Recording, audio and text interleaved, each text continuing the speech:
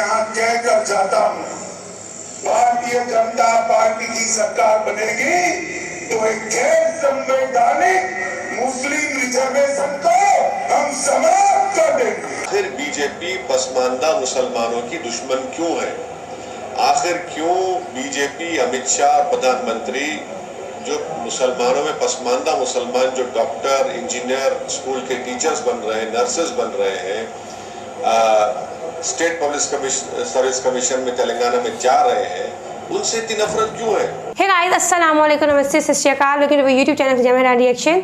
It's me your हो खदीजा वसीम। मेरे साथ हैं मैं राना से नादिन असदुद्दीन अवैसी, एक मुस्लिम लीडर है इंडिया के अंदर, और आज हम बात करने जा रहे हैं उनकी एक वीडियो है कि वो किस तरह से बीजेपी के साथ बात कर रहे हैं और बीजेपी की गवर्नमेंट को लेके बात कर रहे हैं कि मुस्लिम राइट्स क्या होने चाहिए, इस तरह की सारी, तो बहुत कुछ जानने को और सीखने को मिलेगा।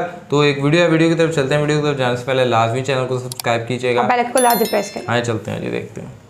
2 बेडरूम हॉल किचन की स्कीम में भी माइनॉरिटी का रिजर्वेशन किया, संविधान विरोधी मुस्लिम रिजर्वेशन शिक्षा में किया और कई सारी बातें की। मैं यहाँ कहकर जाता हूँ, भारतीय जनता पार्टी की सरकार बनेगी तो एक गैर संवैधानिक मुस्लिम रिजर्वेशन को हम समाप्त कर देंगे। ये अधिकार हम मुस्लिम रिजर्वेशन को खत्म करें और ओबीसी का है, वो अधिकार उनको मिलेगा और मुस्लिम रिजर्वेशन को हम समाप्त कर देंगे। जब बीजेपी की नेशनल एग्जीक्यूटिव कमेटी की मीटिंग हैदराबाद में हुई थी तो आप तमाम मीडिया के जिम्मेदारों ने एक न्यूज़ को कैरी किया था कि भारत के वजीर आजम ने बीजेपी के लोगों से कहा कि पसमानदा मुसलमानों की बात करो। अब बीजेपी की और प्रधानमंत्री की वो बात बिल्कुल झूठ पर बनी थी, वो सच्चाई नहीं थी उसमें, इसलिए कि तेलंगाना में जो रिजर्वेशन मिल रहा है BCE कैटेगरी में, वो मुसलमानों में जो कास्ट है उन कास्ट को मिल रहा है। और PS कृष्णन की रिपोर्ट बनाई गई, उसको उस वक्त के आंध्र प्रदेश के OBC कमीशन ने अपनी रिपोर्ट बनाई, उसको एक्सेप्ट किया और उसके बाद ये 4% रिजर्वेशन मिल रहा है जिसको सुप्रीम कोर्ट के स्टे पे चल रहा है। तो ये झूठ है अमित शाह का बोलना, जो भारत के होम मिनिस्टर है। हम उनसे उम्मीद ये कर रहे थे कि सच्चाई को बयान करेंगे। उनको ये सच्चाई बयान करना था कि OBC कमीशन की रिपोर्ट में कास्ट अमंग द मुस्लिम्स को ये मिला है और उसमें बोल दिया गया कि ये कास्ट अगर होंगे तो उनको 4% रिजर्वेशन नहीं मिलेगा। आखिर बीजेपी पसमानदा मुसलमानों की दुश्मन क्यों है? आखिर क्यों बीजेपी अमित शाह प्रधानमंत्री जो मुसलमानों में पसमानदा मुसलमान जो डॉक्टर, इंजीनियर, स्कूल के टीचर्स बन रहे हैं, नर्सेज बन रहे हैं, स्टेट पब्लिक सर्विस कमीशन में तेलंगाना में जा रहे हैं, उनसे इतनी नफरत क्यों है? बीजेपी इनके डेवलपमेंट के खिलाफ क्यों है? इनके एम्पावरमेंट के खिलाफ क्यों है बीजेपी?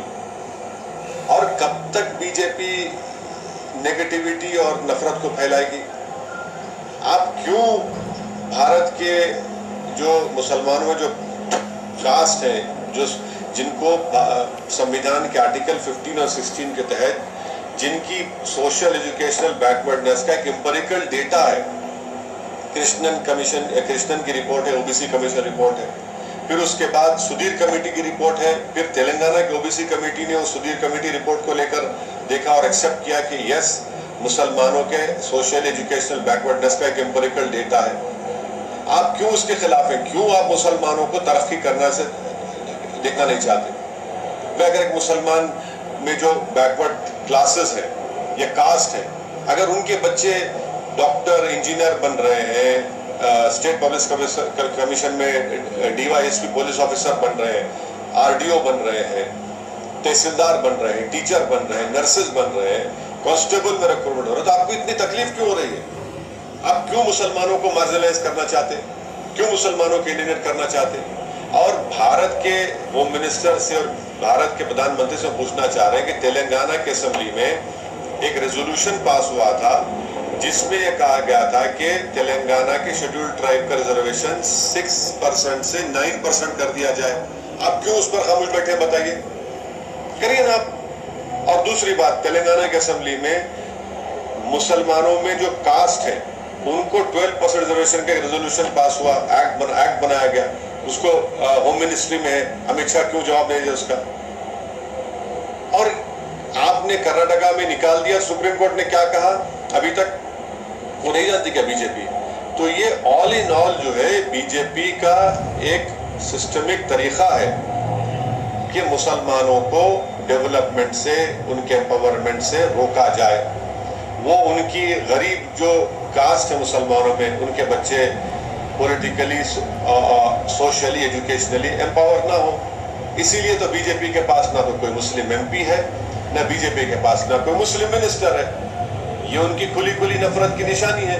और ये पॉलिटिक्स ऑफ डिसअपियरेंस बीजेपी कर रही है मुसलमानों के लिए। कर्नाटका की आप मिसाल दे रहे हैं, कर्नाटका में वो जो इंटरिम रिपोर्ट के ऊपर आप कास्ट को निकाल सकते हैं क्या? रिजर्वेशन नहीं निकाल सकते, कंप्लीटली अनकॉन्स्टिट्यूशनल, इलीगल है। अच्छा, वो इंटरिम रिपोर्ट पब्लिक डोमेन में भी नहीं है। आप दीजिए पब्लिक डोमेन रिपोर्ट लिखे कर्नाटका की। तेलंगाना में तो ये है, फैक्चुअल पोजीशन ये है जो भारत के होम मिनिस्टर सच्चाई को नहीं बयान किया। तेलंगाना में रिलीजन के ऊपर नंबर 1 रिजर्वेशन नहीं मिल रहा है। मुसलमानों में जो बैकवर्ड कास्ट है उनको मिल रहा है, जिसमें बता दिया गया कि ये कास्ट को रिजर्वेशन मिलेगा, इनको नहीं मिलेगा। तीसरा, किस बुनियाद पर मिल रहा है? कृष्णन साहब ने, लेट कृष्णन साहब जो सोशियोलॉजी के एक माहिर है, जो मंडल की रिपोर्ट में बनाने में उनका रिपोर्ट था, उन्होंने रिपोर्ट बनाई और उस वक्त के आंध्र प्रदेश को ओबीसी कमीशन ने अपनी रिपोर्ट बनाई, उस पर 4% मिला। फिर सुप्रीम कोर्ट ने उस पर स्टे दिया। तो बीजेपी का ये जो बाजा बज रहा है कि रिलीजन के नाम पे मिल रहा है, वो नहीं मिल रहा है। मुसलमानों में जो कास्ट है उनके सोशल एजुकेशनल बैकवर्डनेस का एक एम्पिरिकल डेटा की रिपोर्ट है, नंबर 1। नंबर 2, तेलंगाना बनने के बाद तेलंगाना की गवर्नमेंट ने सुधीर कमेटी बनाया। उस सुधीर कमेटी ने मुसलमानों का सोशल एजुकेशनल बैकवर्डनेस के एम्पिरिकल डेटा की रिपोर्ट बनाई, जिसको तेलंगाना की बीसी कमीशन ने और एक रिपोर्ट बनाई, उसको एक्सेप्ट किया और 12% रिजर्वेशन देने के लिए बात की, जिसको तेलंगाना की असेंबली ने इसको एक्ट बनाकर, रेजोल्यूशन बनाकर मिनिस्ट्री ऑफ अफेयर्स भेजा, जहां पर अमित शाह साहब मिनिस्टर है। तीसरी बात, आप कह रहे हैं कि शेड्यूल्ड ट्राइब का, तेलंगाना की असेंबली में एक रेजोल्यूशन और एक्ट पास करके भारत की सरकार से, यानी मिनिस्ट्री ऑफ अफेयर्स से, सोशल जस्टिस मिनिस्ट्री से पूछा गया, बताया गया, डिमांड किया गया कि ये तेलंगाना सरकार का डिमांड है कि शेड्यूल्ड ट्राइब्स का रिजर्वेशन 6 से 9% किया जाए, आप क्यों नहीं करते? आखिरी बात, मोदी सरकार 50% रिजर्वेशन को पार क्यों नहीं करती? ब्रेक करिए इस बैरियर को 50% के। आप इकोनॉमिक वीकर सेक्शन के नाम पर जो भारत की आबादी का 20% हिस्सा है उनको 10% दे रहे आप, जो भारत की आबादी का 80% हिस्सा है उनको 50% क्यों दे रहे आप? 50% ब्रेक करिए, बताइए कि आप रिजर्वेशन देना चाह रहे हैं पूरे बैकवर्ड कम्युनिटीज को, आपकी मोहब्बत है ही नहीं उनसे। जब चुनाव आता तो आप बताए थे कि मोदी जी ओबीसी हैं। अरे 50% की लिमिट को ब्रेक करिए, पार्लियामेंट में कानून बनाइए, आपके पास 300 एमपी है, ब्रेक करिए। हम डिमांड करते हैं 50% रिजर्वेशन को ब्रीच होना चाहिए। आप सेंसस की रिपोर्ट नहीं लाते ओबीसी की, डरते हैं आप देने के लिए, क्योंकि मालूम हो जाएगा कि ओबीसी का सेंसस कितना है, और जब ओबीसी का सेंसस बढ़ के मालूम हो जाएगा तो आपका पॉलिटिकल पावर आपसे छीन लिया जाएगा। मोदी जी की कैबिनेट में सबसे ज्यादा अगर मिनिस्टर है तो अपर कास्ट के हैं, ओबीसी क्यों नहीं है बताइए? एससी क्यों नहीं है बताइए? आप जब खड़े होकर बोलते हैं एससी एसटी की, तो मिनिस्टर क्यों नहीं है आपके? ज्यादा तो अपर कास्ट के लोग हैं मोदी जी कैबिनेट में। देखो, बात यहाँ पे ये हो रही है कि पीएम मोदी की जो इस वक्त गवर्नमेंट चल रही है इंडिया के अंदर, और वो बीजेपी की पार्टी के अंदर से हैं। जिस तरह हिंदुओं में भी एक कास्ट सिस्टम होता है, और हिंदुओं में जो सबसे अच्छी कास्ट है, सबसे ऊंची दर्जे की ज़ात जिसे माना जाता है, वो ब्राह्मण ज़ात को माना जाता है। तो हिंदू गवर्नमेंट, बीजेपी के गवर्नमेंट में एक तो सारे अपर कास्ट के लोग हैं, और दूसरा कोई भी मुसलमान जो है वो उनके पास नहीं है, कोई मुस्लिम जिसका रिलीजन वाला बंदा उनका मिनिस्टर नहीं है, कोई उनकी पार्टी का कोई एमएनए, कोई एमपीए नहीं है। वो क्यों नहीं है? अब इससे आप खुद ही अखज़ कर सकते हैं कि वो मुस्लिम को किस तरह से साइड पे लगाना चाह रहा है। और फिर इस तरह से बात हुई है कि तेलंगाना में और जगह पे जब कॉन्स्टिट्यूशन में आके कुछ जैसे माइनॉरिटीज़ की सीट्स होती हैं और उनको रिजर्वेशन दी जाती है, चाहे वो घर बनाने की स्कीम हो, चाहे वो एजुकेशनल स्कीम हो या इस तरह की चीज़ें हो, तो उसमें जो है वो मतलब जितनी मुस्लिम कम्युनिटी है उस बुनियाद पे उसे एक रिजर्वेशन मिलनी चाहिए। और मुस्लिम कम्युनिटी को छोड़ो कि जितनी भी इंडिया की जो पॉपुलेशन है जो कि अंडर डेवलप है, वो भी इतनी पसमानदा है, तरक्की याफ्ता नहीं है, तो उन सबके लिए करना चाहिए बनिस्बत इसके कि तफरीक करके कि मुसलमानों के लिए हमने नहीं करना और जो हिंदू लोग हैं जो अभी पसमानदा तबके से उनको हमने ऊपर लेके आना। तो ये यहाँ से भी आप ये अंदाज़ा लगा सकते हैं कि क्यों वो बीजेपी गवर्नमेंट जो है वो मुसलमानों को लेके किस तरह से है। और फिर उसके ऊपर एक और बात यह है कि देखें ये कॉन्स्टिट्यूशन में भी होता है कि हर माइनॉरिटी को राइट्स मिलने चाहिए। अब देखें कि और सबसे बढ़कर यह है कि अभी तो जब राइट्स माइनॉरिटीज़ को तो स्पेशल दिया जाता है, जबकि जैसे कि देखें कि अगर किसी गवर्नमेंट में भी आप जगह पे एम्प्लॉय करें ना, तो जब मेन किस्म का लेवल प्लेइंग फील्ड भी हो ना, तो फिर भी माइनॉरिटीज़ को एक एज दिया जाता है कि आप कम है तादाद में तो हम आपको एक एज देते हैं कि या वरना अगर 100 सीटें हैं और वो मेरिट पे ही 100 सीटें के ऊपर से ले लें